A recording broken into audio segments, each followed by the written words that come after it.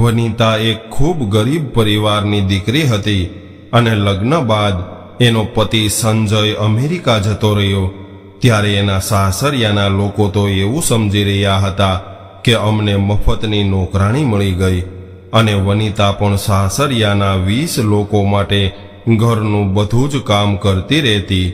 બીજા બધા લોકો તો એસી ચાલુ કરીને મોજથી સૂતા હતા અને જ્યારે 10,000 રૂપિયા લાઇટ બિલ આવ્યું ત્યારે એની સાસુ સંજયને ફોન કરીને કહેવા લાગી કે તારી પત્ની તો 24 કલાક એસી ચાલુ કરીને આરામ કરતી રહે છે, એટલે લાઇટ બિલ ભરવાના પૈસા મોકલ। અને એ સમયે વનિતા ગર્ભવતી હતી અને આખો દિવસ ઘરનું કામ કરવાના લીધે એને ગર્ભપાત થઈ ગયો હતો। એટલે એના સાસુ કહેવા લાગ્યા કે સંજય, તારી પત્ની તો જાણી જોઈને ગર્ભપાત કરાવીને આવી છે। આટલું સાંભળતા જ સંજયનું મન વ્યથિત થવા લાગ્યું અને કંઈ પણ જાણ કર્યા વગર એ 2 દિવસમાં ઘરે આવી ગયો અને ઘરે આવીને ઘરનું દ્રશ્ય જોયું તો એના હોશ ઉડી ગયા। રૂમમાં લાલ કલરનું પાનેતર પહેરીને એ આકાશમાંથી ઉતરેલી કોઈ અપ્સરા હોય એવું લાગી રહ્યું હતું। પોતાના ચહેરા પર ઘૂંઘટ ઓઢીને શરમાઈને બેઠી બેઠી એ સંજયની રાહ જોઈ રહી હતી।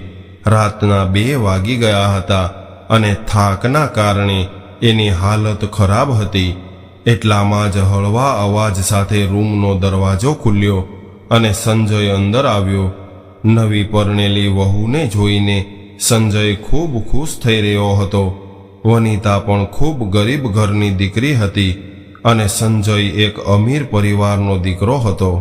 વનિતાની સુંદરતાના લીધે એ સંજયની માને ગમી ગઈ હતી, એટલે એણે પોતાના દીકરા સંજયનું વનિતા સાથે સગપણ કરવાનું નક્કી કર્યું અને 1 મહિનામાં લગ્ન કરાવી દીધા। હવે વનિતા સંજયની પત્ની બનીને એની સામે બેઠી હતી ત્યારે સંજય હસતા હસતા એના હાથમાં વીંટી પહેરાવવા લાગ્યો અને વનિતાને તો હજુ પણ વિશ્વાસ નહોતો આવતો કે મારી કિસ્મત આવી રીતે બદલાઈ શકે છે, કેમ કે જીવનમાં ક્યારેય ખોટા ઘરેણાં ખરીદવાની પણ એની હેસિયત નહોતી। એને આજે સંજય સાચા હીરાની વીંટી પહેરાવી રહ્યો હતો। ત્યારે સંજય કહેવા લાગ્યો કે વનિતા, તને મારી માએ પસંદ કરી છે, પરંતુ હું જાણું છું કે તું તારા સારા વર્તનથી મારા પરિવારના બધા જ લોકોના દિલમાં જગ્યા બનાવી લઈશ અને હું પણ તને ખૂબ પ્રેમ કરીશ અને તારી દરેક જરૂરિયાતનું ધ્યાન રાખીશ। પરંતુ એના બદલામાં હું તને ફક્ત એક વાત કહું છું કે તું મારા પરિવારની સાચા મનથી સેવા કરજે અને ક્યારેય પણ મારી માની સામે જીભ ચલાવતી નહીં। એનો હંમેશા આદર કરજે, કેમ કે એણે મને ખૂબ મુશ્કેલીથી ઉછેરીને મોટો કર્યો છે। ત્યારે વનિતા હસવા લાગી। એને તો શું વાંધો હોઈ શકે? એણે તો આમ પણ સંજયના આખા પરિવારને પોતાનો પરિવાર માની લીધો હતો। આવી રીતે ખૂબ ખુશીથી થોડા દિવસો વીત્યા બાદ સંજયને પોતાની નોકરી પર પાછા જવાનો સમય આવી ગયો, કેમ કે એ અમેરિકામાં રહેતો હતો અને લગ્નની રજા લઈને એ અહીંયા આવ્યો હતો। ત્યારે વનિતા ખૂબ ઉદાસ હતી, પરંતુ એણે પોતાના દિલ પર પથ્થર મૂકીને એવું વિચાર્યું કે સંજય જાય છે તો શું થઈ ગયું? આખરે મારા પરિવારના બધા જ લોકો મારી સાથે છે। સંજયની માનું વર્તન પણ વનિતા સાથે ખૂબ સારું હતું, પરંતુ વનિતાને એક વાત સમજાતી નહોતી કે જ્યારે પણ સંજય એની આસપાસ ન હોય ત્યારે એના સાસુ એને ગંભીર નજરે જોતા રહેતા। વનિતાને એવું લાગી રહ્યું હતું કે એ એનો વહેમ છે। હવે સંજય વનિતાને ઘણા બધા વચનો આપીને ત્યાંથી નીકળી ગયો અને એ પોતાના ઉદાસ મન સાથે એકલી પડી ગઈ, પરંતુ એ નહોતી જાણતી કે એના જીવનમાં કેટલી મોટી મુસીબત આવવાની છે। સંજયની નાની બહેન કાજલની સગાઈ નક્કી થઈ રહી હતી અને દર બીજા દિવસે એના સાસરાવાળા આવતા હતા। આજે સંજયના ગયા બાદ એ પહેલી વાર આવી રહ્યા હતા। સવારે વનિતા પોતાના રૂમમાં સૂતી હતી ત્યારે અચાનક જોરદાર અવાજ સાથે દરવાજો ખુલ્યો અને એના સાસુ રૂમમાં આવીને કહેવા લાગ્યા કે ઉઠો મેડમ, ક્યાં સુધી સૂઈ રહેવું છે? આખો દિવસ પથારીમાં જ પડ્યું રહેવું છે કે પછી ઊભું થઈને કંઈ કામ કરવું છે? કાજલના સાસરીવાળા આવી રહ્યા છે, એટલે ઉઠીને એના માટે કંઈક ખાવા પીવાની વ્યવસ્થા કર. મારા દીકરાને તો તે ભગાડી દીધો છે, એટલે અમારે તો કંઈક કરવું પડશે ને. વનિતા એના સાસુના અચાનક બદલાયેલા વર્તનથી ચોંકી ગઈ, પરંતુ એ કંઈ બોલી નહીં અને ચૂપચાપ મોઢું ધોઈને રસોડામાં આવી. હજુ સવારના 8 વાગ્યા હતા અને એના સાસુએ આખા પરિવાર માટે નાસ્તો બનાવવાનો ઓર્ડર આપી દીધો, એટલે એ ચૂપચાપ નાસ્તો બનાવવા લાગી. પરિવારના બધા જ સભ્યો હજુ તો આનંદથી સૂઈ રહ્યા હતા, એટલે એણે બધા માટે પરોઠા અને ચા બનાવી. ત્યારબાદ બહાર આવીને જોયું તો હજુ સુધી બધા સૂઈ રહ્યા હતા, એટલે એણે આગળ વધીને પોતાની નણંદ કાજલને ઉઠાડી અને કહેવા લાગી કે કાજલબેન, મેં નાસ્તો બનાવી દીધો છે, એટલે તમે ઉઠીને નાસ્તો કરી લ્યો. પરંતુ કાજલ તો ગાઢ નિંદ્રામાં સૂતી હતી, એટલે એણે વનિતાને ધક્કો મારી દીધો અને કહેવા લાગી કે તે નાસ્તો બનાવી દીધો છે તો કોઈ અહેસાન નથી કર્યું. થોડી વાર બાદ ઉઠીને નાસ્તો કરી લઈશ, એટલે હવે તું મારું લોહી નહીં પીતી અને મને સૂવા દે. આવું સાંભળીને વનિતાને ખૂબ દુઃખ લાગ્યું અને એ ચૂપચાપ એના રૂમમાંથી બહાર નીકળી ગઈ. ત્યારબાદ એ પોતાના સાસુને શોધવા લાગી અને એ જોઈને આશ્ચર્યચકિત થઈ ગઈ કે એના સાસુ પણ એસીવાળા રૂમમાં શાંતિથી સૂઈ રહ્યા હતા, એટલે એ ચૂપચાપ બેઠક રૂમમાં આવીને બેસી ગઈ. ઘરના તમામ લોકો 11:30 વાગ્યે ઉઠ્યા અને વનિતાએ શાંતિથી બધાને નાસ્તો પીરસ્યો. જ્યારે એની નણંદે ડબ્બામાંથી પરોઠા કાઢીને ખાવાનું શરૂ કર્યું તો મોઢું બગાડવા લાગી અને કહેવા લાગી કે મમ્મી, આ શું છે? પરોઠા તો ઠંડા થઈ ગયા છે, આવા પરોઠા કેવી રીતે ખાઈ શકીએ? ત્યારે જ વનિતાના સસરા બોલ્યા કે મને તો તાજી રોટલી બનાવી આપ, આવા ઠંડા પરોઠા મારાથી નહીં ખવાઈ શકે. આવી રીતે એક એક કરીને બધા જ લોકો પોતપોતાની ફરમાઈશ કરવા લાગ્યા અને બધા જ લોકો ડાઇનિંગ ટેબલની બાજુમાં બેસીને સતત બૂમો પાડવા લાગ્યા, પરંતુ કોઈ ઊભું થઈને એને મદદ કરાવવા ન આવ્યું. ઘરમાં વનિતા સહિત ટોટલ 20 લોકો રહેતા હતા. સંજયની મોટી બહેન પરિણીત હતી અને એ પોતાના 4 બાળકો સાથે પિયરમાં જ રહેતી હતી. એનો પતિ પણ વિદેશમાં નોકરી કરતો હતો. સંજયના કાકા કાકી, એના બાળકો અને સાસુ સસરા, આટલા બધા લોકોનું કામ વનિતા માથે આવી ગયું હતું. ઘરમાં આટલા બધા લોકો હતા, પરંતુ કોઈ પણ વ્યક્તિ વનિતાની મદદ કરવા માટે તૈયાર નહોતું. ત્યારે વનિતાને આશ્ચર્ય થતું કે આખરે મારા આવ્યા પહેલા આ ઘરનું કામ કોણ કરતું હશે. સફાઈ કરવા માટે એક કામવાળી બાઈ આવતી હતી, પરંતુ જ્યારથી વનિતાએ ઘરનું કામ પોતાના હાથમાં લીધું હતું ત્યારથી સાસુમાએ કામવાળી બાઈને પણ કાઢી મૂકી હતી અને એ કામ પણ વનિતા પાસે કરાવવા લાગ્યા.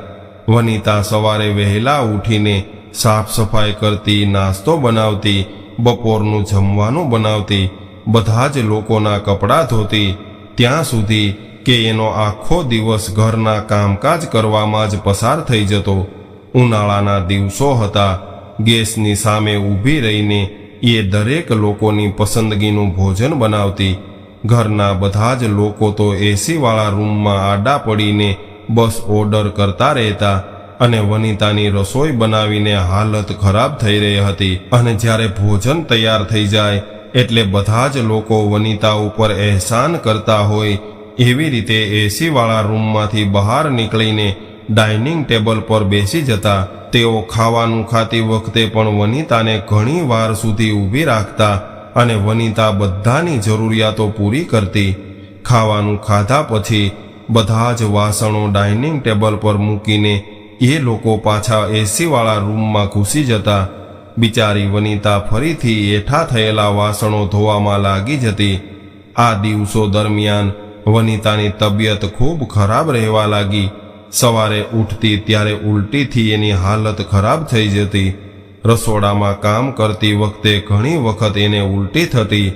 જ્યારે એના સાસુને ખબર પડી કે મામલો કંઈક બીજો છે પરંતુ એમણે વનિતાને કંઈ પણ ન કહ્યું. એક દિવસ વનિતાની મા એને મળવા આવી એટલે વનિતાએ એને જણાવ્યું એટલે એ ચોંકી ગયા અને નજીકની મહિલા ડૉક્ટર પાસે લઈ ગયા. જ્યારે ડૉક્ટરે ચેકઅપ કર્યું તો એને ખુશખબરી આપી કે વનિતા પ્રેગ્નેન્ટ છે.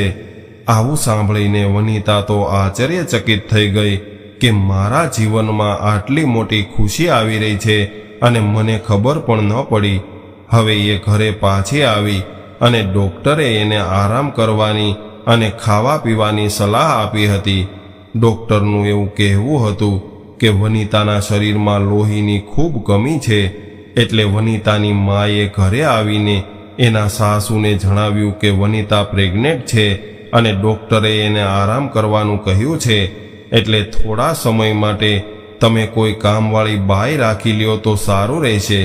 ત્યારે વનિતાના સાસુએ ખૂબ ખુશ થવાનો ઢોંગ કર્યો અને કહેવા લાગ્યા કે હા બહેન, આ તો મારી દીકરી જેવી છે અને આવી હાલતમાં હું એની પાસે ઘરનું કામ કેવી રીતે કરાવી શકું? એટલે હું આજે જ કોઈ કામવાળી બાઈની વ્યવસ્થા કરું છું. વનિતાના સાસુની આવી વાત સાંભળીને એના મમ્મી સંતુષ્ટ થઈને ત્યાંથી નીકળી ગયા. આ બાજુ વનિતા જ્યારે આરામ કરવા માટે પલંગ પર આડી પડી એટલે તરત જ એના સાસુ આવી ગયા અને કહેવા લાગ્યા કે વનિતા, મહેમાન આવ્યા છે એટલે ઊભી થઈને એના માટે ચા પાણીની વ્યવસ્થા કર અને તારે વધારે પડતું સૂવાની કોઈ જરૂર નથી. આવી સ્થિતિમાં કામ કરીએ તો સ્વાસ્થ્ય સારું રહેશે. ત્યારે વનિતા આશ્ચર્યથી સામે જોઈ રહી હતી પરંતુ એ કંઈ બોલી નહીં અને ચૂપચાપ ઊભી થઈને મહેમાનો માટે ચા પાણીની વ્યવસ્થા કરવા લાગી. વનિતાના પ્રેગ્નન્સીના સમાચારથી એના પરિવારના લોકોને કોઈ પણ પ્રકારનો ફરક ન પડ્યો. એને તો કામકાજ માટે નોકરાણીની જરૂર હતી. એટલા માટે જ તેઓ ગરીબ પરિવારની છોકરીને લગ્ન કરીને ઘરમાં લાવ્યા હતા. આ બાજુ પોતાની તબિયત ખરાબ હોવા છતાં પણ વનિતા આખો દિવસ ઘરનું કામ કરતી રહેતી. એક દિવસ સંજયનો ફોન આવ્યો ત્યારે એણે એને કહેવાની કોશિશ કરી કે ઘરમાં વધુ પડતા કામકાજના કારણે હું પરેશાન થઈ રહી છું. પરંતુ જ્યારે એણે સંજયને એવું કહ્યું કે તમારી બહેનો રસોડામાં મારી કોઈ પણ પ્રકારની મદદ નથી કરાવતી તો સંજય અચાનક ગુસ્સે થઈ ગયો અને કહેવા લાગ્યો કે હું આટલો દૂર આવીને તમારા બધા માટે રાત દિવસ કામ કરી રહ્યો છું અને તમે તમારી નાની નાની ઘરેલું વાતો કરીને મને પરેશાન કરતા રહો છો. અરે મારી બહેન તો થોડા દિવસ આપણા ઘરે રહેવાની છે. કાલે ઉઠીને એ લગ્ન કરીને એના સાસરે જતી રહેશે અને તું થોડું વધારે કામ કરી લઈશ તો એમાં શું વાંધો આવશે? સંજયની વાત સાંભળીને વનિતા ચોંકી ગઈ કેમ કે સંજય જેને થોડું કામ કહી રહ્યો હતો એ કામોમાં વનિતા સવારે 6 વાગ્યાથી લઈને રાત્રિના 12 વાગ્યા સુધી વ્યસ્ત રહેતી હતી. એને હવે સમજાઈ ગયું હતું કે સંજયને ફરિયાદ કરવાથી કોઈ ફાયદો નથી. સાસુ અને નણંદોનું વર્તન પણ ખૂબ ખરાબ હતું. તેઓ તો બિલકુલ કોઈ નોકરાણીની જેમ વનિતા સાથે વર્તન કરતા હતા. વનિતાને હવે સમજાયું હતું કે આ લોકો ગરીબ પરિવારની છોકરીને લગ્ન કરાવીને પોતાના ઘરમાં શા માટે લાવ્યા હતા. કેમ કે એ મારી પાસે હંમેશા એના ઘરનું કામ કરાવતા રહે. બધા જ કામો કરીને થાકીને વનિતા રાત્રે જ્યારે પોતાના રૂમમાં ગઈ તો એને એક સાંધામાં દુખાવો થવા લાગ્યો હતો. આ દરમિયાન એને ખ્યાલ જ ન આવ્યો કે એને સંજય સાથે ફોન પર વાત કરવાની છે. એણે જ્યારે એનો ફોન જોયો તો સંજયના ઘણા બધા મિસ કોલ આવ્યા હતા. એટલે એણે ફોન કર્યો તો સંજય ફોન ઉઠાવીને એવું કહેવા લાગ્યો કે તું આખો દિવસ શું કરે છે? તારી પાસે એટલો પણ ટાઈમ નથી હોતો કે દિવસમાં 2 ઘડી મારી સાથે વાત કરી શકે? હું તારા આરામ માટે જ અહીંયા પરદેશમાં રહું છું, પરંતુ મને તો એવું લાગે છે કે તને મારામાં કોઈ રસ જ નથી રહ્યો. સંજય વનિતાને આવું બધું કહેતો રહેતો. હવે વનિતાની હાલત સૂડી વચ્ચે સોપારી જેવી થઈ હતી. એને એવું લાગતું હતું કે લગ્ન કરીને હું ખૂબ મોટી મુસીબતમાં ફસાઈ ગઈ છું. પતિ સાથે યોગ્ય સમય ન વિતાવી શકવાના કારણે એ બંને વચ્ચે ઘણી બધી દૂરી થઈ ગઈ હતી. આ દૂરીનો વનિતાના સાસુ ઘણો બધો ફાયદો ઉઠાવતા હતા. એ સંજયને ફોન કરીને વનિતા વિરુદ્ધ ખોટે ખોટી વાતો કરતા રહેતા અને એની વાતો સંજય સાચી માની લેતો. સંજય એક ખૂબ સીધો છોકરો હતો, એટલે એ વનિતા સાથે આ બાબતે કોઈ પણ પ્રકારની વાત કરતો નહોતો, પરંતુ મનમાં ને મનમાં એને ફરિયાદ જરૂર કરતો. એક દિવસ વનિતાના સાસુ બેઠક રૂમમાં બેસીને ટીવી જોઈ રહ્યા હતા, ત્યારે બહારથી એની નાની દીકરી પલક અંદર આવી. એના હાથમાં વીજળીનું બિલ હતું અને એના ચહેરાનો રંગ ઉડી ગયો હતો. આવતા વેત એ કહેવા લાગી કે મમ્મી, આ મહિને આપણા ઘરનું લાઇટ બિલ 10,000 રૂપિયા આવ્યું છે. કદાચ ભાઈને ખબર પડશે તો એ ખૂબ ગુસ્સે થશે, કેમ કે એણે જતી વખતે કહ્યું હતું કે તમે ધ્યાન રાખીને ખર્ચા કરજો અને થોડા પૈસા બચાવતા રહેજો. પલકની વાત સાંભળીને એની માં ચોંકી ગઈ અને બિલ દીકરી પાસેથી લઈ લીધું. ત્યારે જ અચાનક એના મગજમાં એક વિચાર આવ્યો અને ચહેરા પર સ્મિત આવી ગયું. એણે પલક તરફ જોયું અને કહેવા લાગી કે તું સંજયને ફોન કરી દે. એટલે પલકે મોબાઈલ કાઢીને સંજયને ફોન કરી દીધો. એટલે માં કહેવા લાગી કે અરે, મારો દીકરો પરદેશમાં રાત દિવસ કામ કરીને પૈસા કમાઈ રહ્યો છે, પરંતુ તારી મહેનતનું ફળ તને નથી મળતું. દીકરા, મારાથી ખૂબ મોટી ભૂલ થઈ છે, એટલે તું મને માફ કરી દે. હું તો એટલા માટે એક ગરીબ પરિવારની છોકરીને લગ્ન કરીને આપણા ઘરમાં લાવી હતી કે એ તારા રૂપિયાની કદર કરે, પરંતુ વનિતા તો એટલી બધી ખર્ચાવાળી છે કે એ તને કંગાળ બનાવી દેશે. સંજયને કંઈ સમજાતું નહોતું કે મારી માં શું કહી રહી છે, એટલે એણે એવું કહ્યું કે માં, શું થયું છે એ તો જણાવો. વનિતાએ શું કર્યું છે? ત્યારે માએ હસીને પલક સામે જોયું અને કહેવા લાગી કે બેટા, બીજું શું કરે, એ આખો દિવસ એસી ચાલુ રાખીને રૂમમાં પડી રહે છે. જો હું કંઈ પણ કહું છું તો એ રડવા લાગે છે અને એવું કહે છે કે હું પ્રેગ્નેન્ટ છું, મારાથી કંઈ કામ થતું નથી, મને ગરમી વધારે લાગે છે. એની આવી હાલતના કારણે હું પણ વધુ કડકાઈથી કહેતી નથી, પરંતુ સાચું તો એ છે કે રાત દિવસ એસી ચાલુ રાખવાના લીધે આ મહિને 10,000 લાઇટ બિલ આવ્યું છે. તારા પપ્પા પાસે તો પૈસા નથી, હવે તારે જ પૈસા મોકલવા પડશે. લાઇટ બિલની રકમ સાંભળીને સંજયના હોશ ઉડી ગયા, પરંતુ એ હવે શું કરી શકે. એટલે સંજયે એવું કહ્યું કે માં, તમે ચિંતા ન કરો, લાઇટ બિલના પૈસા હું મોકલી દઈશ. પરંતુ એના મનમાં હવે વનિતા વિરુદ્ધ એક ગાંઠ પડી ગઈ હતી. અહીંયા બીજા દિવસે વનિતા સિવાય ઘરના બધા જ લોકો સૂઈ રહ્યા હતા. ત્યારે જ એની મોટી નણંદના સાસરિયાવાળા આવી ગયા.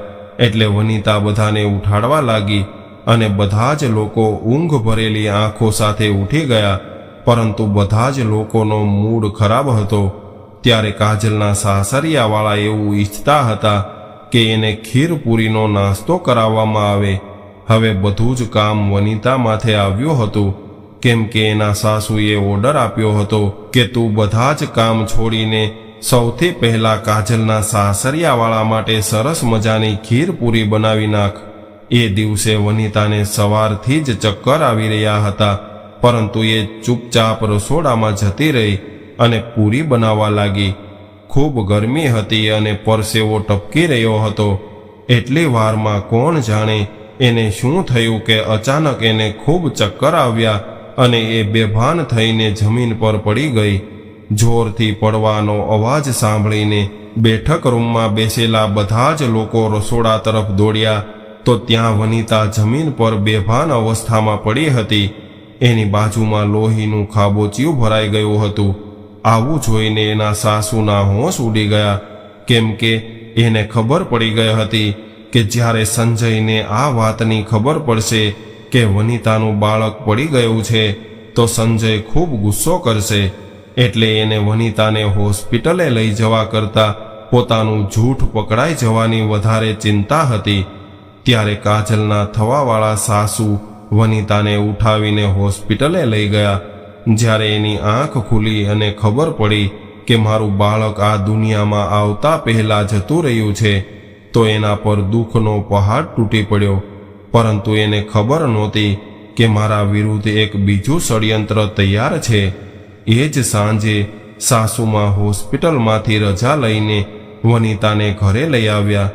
જ્યારે વનિતાના પરિવારજનો આવ્યા ત્યારે સાસુના ડરના લીધે વનિતાએ એને કંઈ ન કહ્યું અને વાત બદલી નાખી કે હું સીડી પરથી પડી ગઈ હતી એટલે બાળક પડી ગયું છે. હવે એના પરિવારના સભ્યો જતા રહ્યા એટલે વનિતાના સાસુએ ફરી એકવાર એને ચા બનાવવાનો ઓર્ડર કર્યો. એણે એવું પણ ન જોયું કે હમણાં જ એ હોસ્પિટલમાંથી ઘરે આવી છે એટલે એને થોડો સમય આરામ કરવા દેવો જોઈએ. વનિતાને ખૂબ દુખાવો હતો, છતાં પણ એ હિંમત કરીને ઊભી થઈ અને રસોડામાં ગઈ. એ જાણતી હતી કે આ ઘરમાં મારી કોઈ પણ પ્રકારની હેસિયત નથી. એનો પતિ એની વાત પર વિશ્વાસ નથી કરતો અને અહીંયા જે લોકો છે એ એને વહુ નહીં પરંતુ નોકરાણી સમજી રહ્યા હતા. હવે વનિતાના સાસુએ સંજયને ફોન કરીને જણાવી દીધું કે વનિતાને અત્યારે બાળક નથી જોઈતું એટલે એણે દવાખાને જઈને ગર્ભપાત કરાવી નાખ્યો છે. આવું સાંભળીને સંજયનું લોહી ઉકળી ગયું અને એને એવા વિચાર આવવા લાગ્યા કે હું અત્યારે જ મારા ઘરે જઈને વનિતાનું ગળું દબાવી દઉં. ત્યારે એણે કંઈ પણ બોલ્યા વગર ફોન મૂકી દીધો.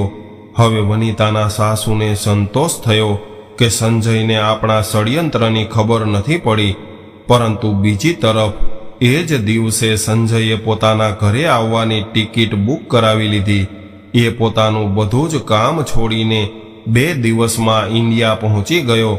એ તો મનમાં નક્કી કરીને આવ્યો હતો કે ઘરે પહોંચીને તરત જ હું વનિતાને છૂટાછેડા આપીને મારા ઘરમાંથી કાઢી મૂકીશ.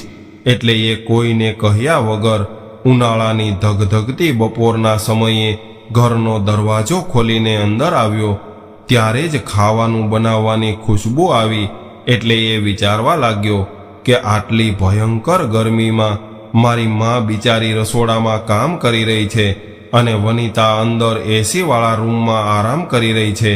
વનિતા તો મારા ઘરમાં રહેવાને લાયક નથી, એટલે હું હવે એને છૂટાછેડા આપીને આ ઘરમાંથી હંમેશા માટે કાઢી મૂકીશ.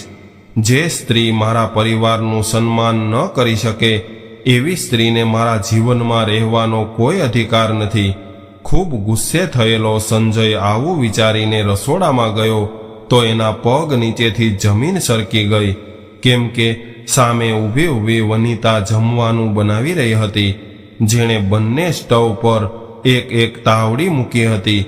એના કપડાં પરસેવાથી પલળેલા હતા. ત્યારે જ સંજયને યાદ આવ્યું કે મારી માએ તો મને કહ્યું હતું કે ગઈકાલે જ વનિતાએ ગર્ભપાત કરાવ્યું છે, તો પછી એ આવી ભયંકર ગરમીમાં રસોડામાં ઊભી રહીને કામ કેવી રીતે કરી રહી છે. વનિતા વારંવાર પોતાની કમર પર હાથ મૂકતી હતી, જાણે કે એને ખૂબ દુખાવો થઈ રહ્યો હોય. એણે એક બાઉલમાં ઘણો બધો લોટ કાઢીને મૂક્યો હતો.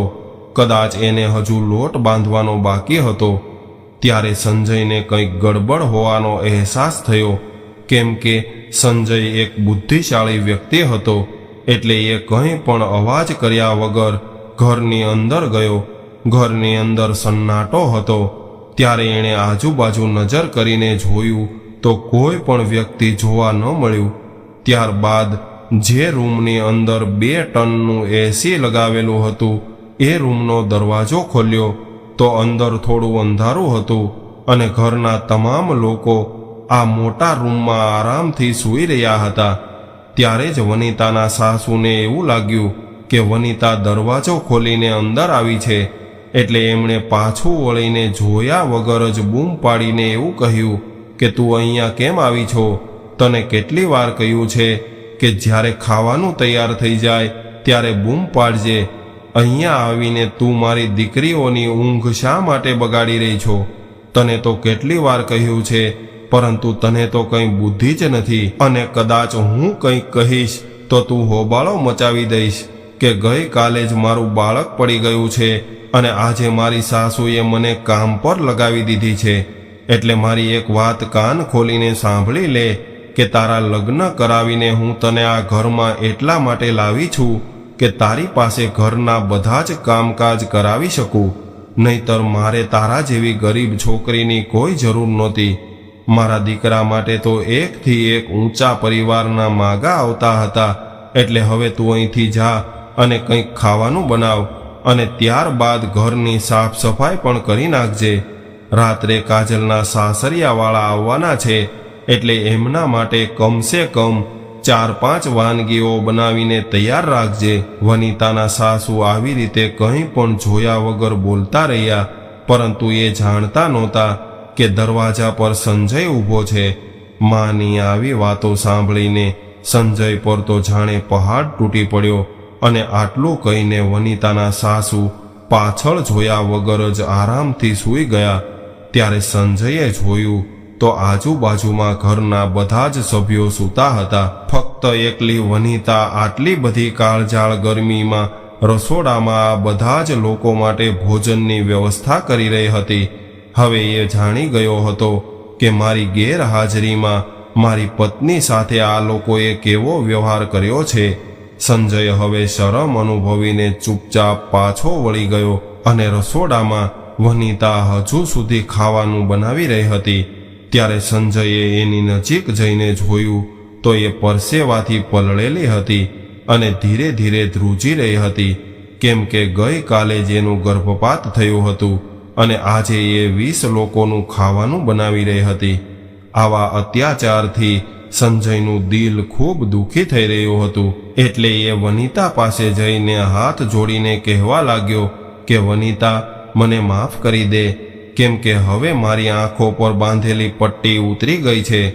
ત્યારબાદ સંજય વનિતાનો હાથ પકડીને રૂમમાં લઈ ગયો અને એની માએ જ્યારે સંજયને અચાનક આવેલો જોયો તો એ ચોંકી ગઈ અને ઝડપથી ઊભી થઈને એની પાસે આવીને કહેવા લાગી કે બેટા, તું ક્યારે આવી ગયો? તે તો કંઈ જણાવ્યું પણ નહીં કે તું આવવાનો છો. ત્યારે સંજય કહેવા લાગ્યો કે માં, તમે મારી પત્ની સાથે સારું નથી કર્યું. તમે એના પર આટલો બધો અત્યાચાર કરી રહ્યા છો. અરે માં, આવી હાલતમાં ઘરનું કામ કરવાના કારણે એનું બાળક પણ પડી ગયું અને તમે મને એના વિરુદ્ધ ઉશ્કેરતા રહ્યા. અરે માં, હું તો પાગલ હતો કે તમારી વાતોમાં આવી ગયો. મને ક્યાં ખબર હતી કે મારી સગી માં મારી સાથે દગો કરશે અને મારા બાળકની દુશ્મન હશે. ત્યારે માં ચૂપચાપ ઊભી હતી અને એ કંઈ બોલી નહીં, કારણ કે એ જાણી ગઈ હતી કે સંજયે પોતાની આંખોથી બધું જોઈ લીધું છે. હવે જૂઠું બોલવું નકામું છે. ત્યારે સંજયે વનિતાને કહ્યું કે વનિતા, તું તૈયાર થઈ જા. હવે હું તને અહીંયા નર્ક જેવું જીવન જીવવા નહીં રહેવા દઉં. હું તને મારી સાથે લઈ જઈશ. ત્યારે વનિતા રડી રહી હતી અને એને વિશ્વાસ નહોતો થઈ રહ્યો કે મારું કિસ્મત આવી રીતે મારા પર મહેરબાન પણ થઈ શકે છે. સંજય એ જ દિવસે વનિતાને સાથે લઈને અમેરિકા જવા નીકળી ગયો અને પરિવારના બધા જ સભ્યો લટકેલા મોઢા લઈને જોતા રહ્યા. તો મિત્રો, આજની સ્ટોરી તમને કેવી લાગી કોમેન્ટમાં જરૂર જણાવજો અને પસંદ આવી હોય તો વિડીયોને લાઈક, શેર અને નવા હોય તો ચેનલને સબસ્ક્રાઇબ જરૂરથી કરજો. હર હર મહાદેવ.